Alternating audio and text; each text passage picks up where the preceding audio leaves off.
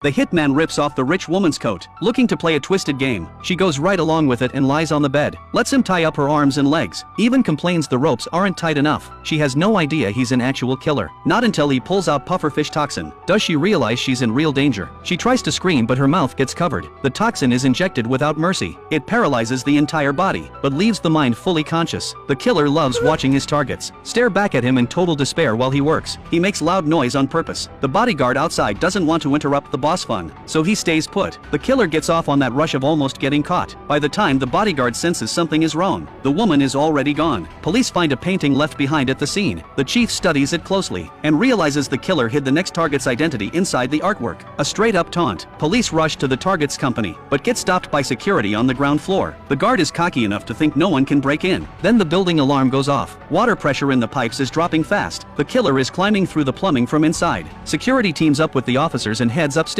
handing out defensive gear along the way. Meanwhile, the killer has already torched through a pipe with a blowtorch and made it to the target's floor. The hunt is officially on. He straps a few small explosives to his waist, pulls a custom weapon from his bag, crawls out through a bathroom vent, and slips into the heart of the company. On the other side, the chief leaves 2 officers guarding the office and takes the rest out to intercept. Soon enough, a guard spots water on the floor, follows the trail, but doesn't notice the killer has already circled behind him.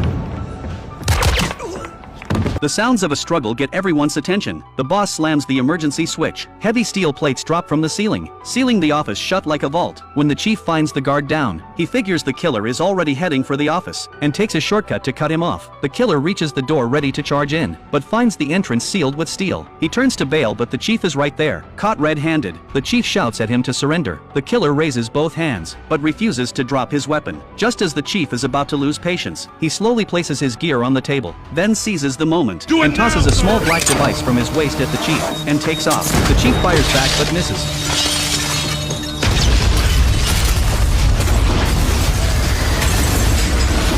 The chief ducks under a heavy conference table and barely survives, but the danger is just getting started. The killer refuses to let his plan fail. He decides to raise the stakes with the chief. He calls in a fake emergency, luring the chief out of the station for a clean shot. Just as he's about to pull the trigger, a woman walks up and pats the chief on the shoulder. That instantly catches the killer's attention. She has to be family. He makes a point of complimenting her red dress and watches the chief tense up immediately. Now he knows he's right. He makes his move without hesitation and takes out the chief's wife right in front of him.